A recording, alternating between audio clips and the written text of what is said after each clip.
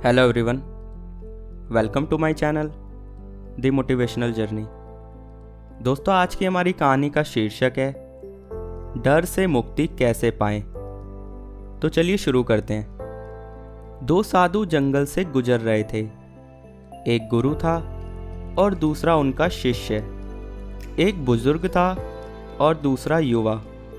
बूढ़े साधु ने अपने कंधे पर एक झोली टांग रखी थी। कोई वजन वाली चीज मालूम पड़ रही थी। बीहड़ रास्ता था और दूर दूर तक कोई भी दिखाई नहीं पड़ता था।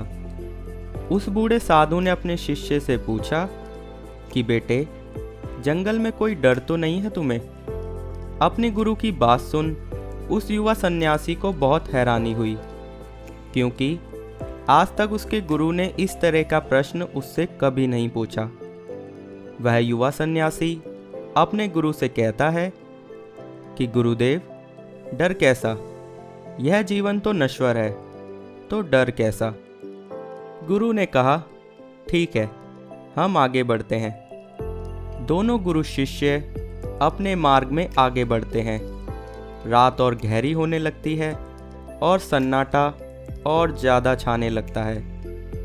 गुरु दोबारा अपने शिष्य से पूछता है, बेटे, तुम्हें कोई डर तो नहीं है ना? शिष्य चौंकता है और कहता है कि डर कैसा और किस बात का डर? हम सन्यासी हैं, भला हमें कैसा डर?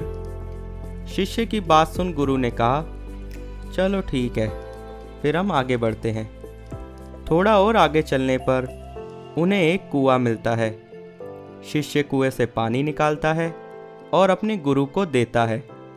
गुरु अपने शिष्य को अपना झोला दे देता है और पानी पीने लगता है। शिष्य को शक तो पहले से ही था कि झोले में कुछ तो जरूर होना चाहिए, क्योंकि अकारण भय पैदा होना असंभव है। जैसे ही शिष्य ने अपने गुरु की झोली में हाथ डाला, वह देखता है कि उसमें एक सोने की ईंट है। ईंट को देखते ही शिष्य समझ जाता है कि भय का कारण यही है। वह इस ईंट को झोले से निकालता है और उसे फेंक देता है और उसकी जगह पर उसी तरह का पत्थर रख देता है। गुरु ने पानी पिया और अपने झोले को वापस लिया और अपने कंधे पर टांगकर चल पड़ा।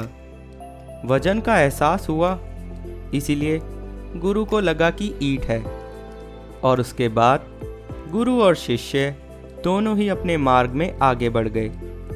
कुछ दूर चलने के बाद गुरु को सैनिकों के घोड़ों की आवाज़ सुनाई दी।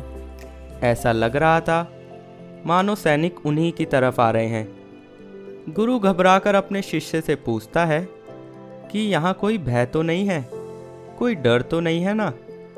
शिष्य कहता है, आप बिल्कुल निश्चिंत हो जाएं, क्योंकि डर को मैं पीछे ही फेंक आया हूँ। गुरु घबराया और अपने झोले में देख लिया तो वहाँ पर सोने की ईंट नहीं थी, बल्कि उसकी जगह एक दूसरी तरह दिखने वाला पत्थर रखा हुआ था। लेकिन इतने वक्त से यह पत्थर भी भय का कारण बना हुआ था।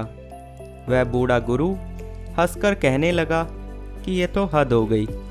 इतनी देर से मैं इस पत्थर को ढो रहा था और यह मुझे लगातार भय भी दिखा रहा था। गुरु अपने शिष्य से कहता है, तुमने ठीक कहा कि तुमने भय को पीछे ही छोड़ दिया, पर पागल, तुमने यह मुझे पहले क्यों नहीं बताया? मैं कब से इस पत्थर के कारण भयभीत था। शिष्य गुरु से कहता है कि यदि ठीक से समझे तो जो पहले भी भय था वह भी व्यर्थ ही था।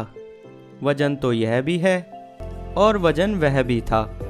यह पत्थर दिखाई पड़ता है और वह सोना दिखाई पड़ता था। यदि आप इस पत्थर को ना देखते तो आपकी पूरी रात डर में बीतती।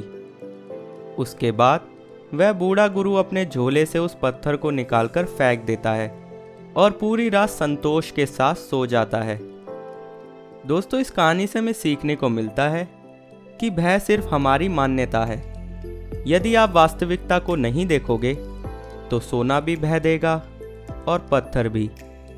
अगर एक बार वास्तविकता को देख लिया तो कैसा भय और कहाँ का भय? अपने जीवन से भय को समाप्त करने का केवल एक ही तरीका है, और वो है वास्तविकता को देख लेना। दोस्तों, भय और कुछ भी नहीं, सिर्फ हमारे भीतर की कल्पना है। अगर हम अपनी कल्पना से भय को निकाल देंगे तो हमें भय नहीं लगेगा। दोस्तों, इस कहानी को सुनने का बहुत बहुत शुक्रिया। मिलूंगा आपसे एक और प्रेरणादायक कहानी के साथ। तब तक के लिए be positive, be motivated and stay safe. Good bye.